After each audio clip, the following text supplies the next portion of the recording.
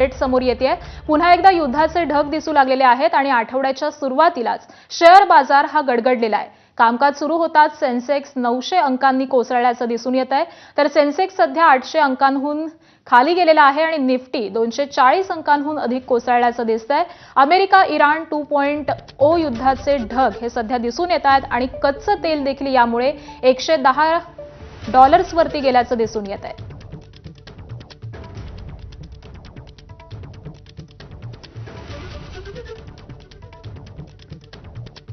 तर रुपयाची कमालीची घसरण सुरू आहे। डॉलर 96.17 रुपयांवरती येऊन ठेपलाय आणि डॉलरच्या तुलनेमध्ये रुपयाची ऐतिहासिक अशी घसरण झालेली आहे।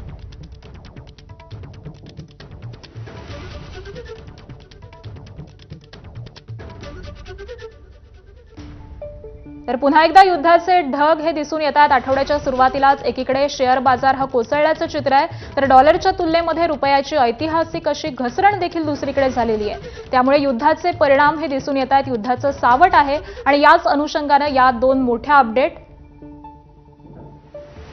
डॉलरच्या तुलनेमध्ये रुपयाची घसरण झालेली आहे, तर शेअर मार्केट देखील आज कोसळलेलं आहे।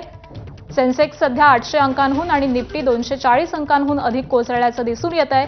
आज आठवड्याचा पहिलाच दिवस आहे आणि ही मोठी घसरण दिसून येते।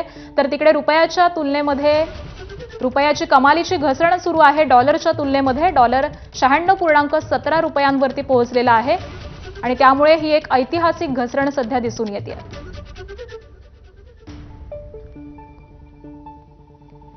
तर युद्धाचे परिणाम हे सध्या आपल्याला दिसून येत आहेत। एकीकडे डोनाल्ड ट्रम्प यांनी इराणला इशारा दिलेला आहे। डोनाल्ड ट्रम्प यांनी जो प्रस्ताव पाठवलेला होता तो इराणनं धुडकावून लावलाय आणि त्यानंतर आता पुन्हा एकदा युद्ध सुरू होणार का अशी चर्चा रंगतीये। दोन्हीही देश हे आरोप प्रत्यारोप करतात आणि याच अनुषंगानं भारतावरती देखील हा काहीसा परिणाम होताना दिसून येतोय। शेअर मार्केटमध्ये घसरण झालेली आहे, तर रुपयाची देखील घसरण होताना दिसून येते। डॉलरच्या तुलनेमध्ये सध्या रुपयाची ऐतिहासिक अशी घसरण झालेली आहे। तर तिकडे आज आठवड्याचा पहिला दिवस आहे आणि आठवड्याच्या पहिल्याच दिवशी शेअर मार्केटमध्ये मोठी घसरण झाल्याचं दिसून येत आहे। सेन्सेक्स हा 800 अंकांनी आणि निफ्टी 240 अंकांहून अधिक कोसळल्याचं दिसून येत आहे। अमेरिका इराण 2.0 युद्धाचे ढग हे सध्या जमा होण्यास सुरुवात झालेली आहे। त्याचबरोबर कच्चं तेल हे देखील वाढलेलं आहे। कच्च्या तेलाचे दर $110 वरती गेलेले आहेत। त्यामुळे याच अनुषंगाने हे सगळे आपण परिणाम बघून येतोय आणि हेच भारतावरती देखील होताना दिसतायत।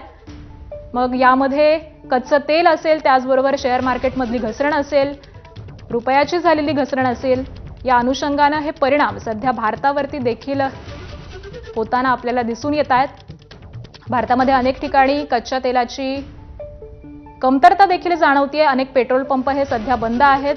वाहनांच्या लांबच लांब रांगा लागल्याचं दिसतंय। त्यामुळे एकूणातच जागतिक अर्थव्यवस्थेवरती याचा कुठेतरी परिणाम होताना आपल्याला दिसून येतोय। अमेरिका आणि इराण यांच्यामध्ये पुन्हा एकदा युद्ध आता सुरू होणार का अशी देखील चर्चा सुरू झालेली आहे।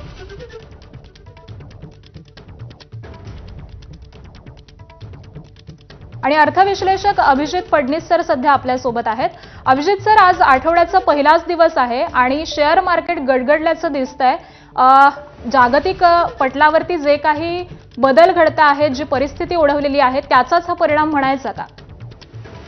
हो, नक्कीच। कारण राष्ट्राध्यक्ष ट्रम्प चीनला गेल्यानंतर असं वाटलं होतं की इराणचा जो तिढा आहे तो देखील काही प्रमाणात सुटेल, परंतु तसं त्यांना फारसं काही चीनमध्ये उपलब्ध झालं नाही। थोडंसं नमतच घ्यायला लागलं आणि परत येताना अर्थातच त्यांनी पुन्हा एकदा आम्ही इराणवरती हल्ला करू अशा प्रकारच्या धमक्या दिलेल्या आहेत आणि त्यामुळे पुन्हा हे सगळं भडकणार आणि आणखीन वाढणार अशी भीती बाजाराला वाटते आणि त्यामुळे तेलभावही वाढणं, रुपयावरती ताण येणं, ह्या सगळ्या आपल्याला घटनाक्रम झालेला दिसतोय। अगदी अभिजित सर, तुम्ही जसं म्हणालात तसं रुपयावरती ताण आलेला आहे, रुपयाचं अवमूल्यन झालेलं आहे। त्यामुळे आता याचे नेमके परिणाम कसे होतील?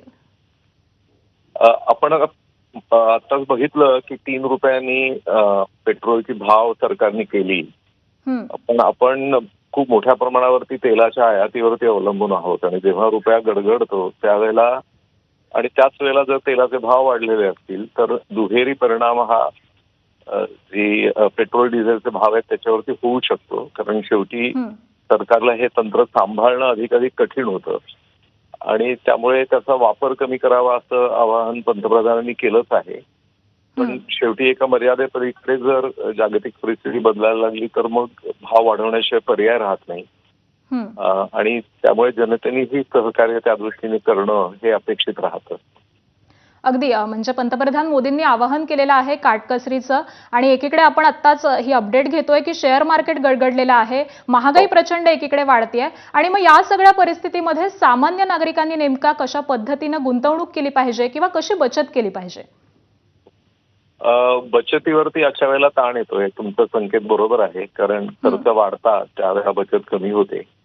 परंतु जी झालेली बचत आहे ती आपण आपल्या अर्थव्यवस्थेमध्ये म्हणजे ही जी शेअर बाजाराच्या माध्यमातून आपल्याला संधी असते त्याच्यात मात्र गुंतवणूक आपण केली पाहिजे.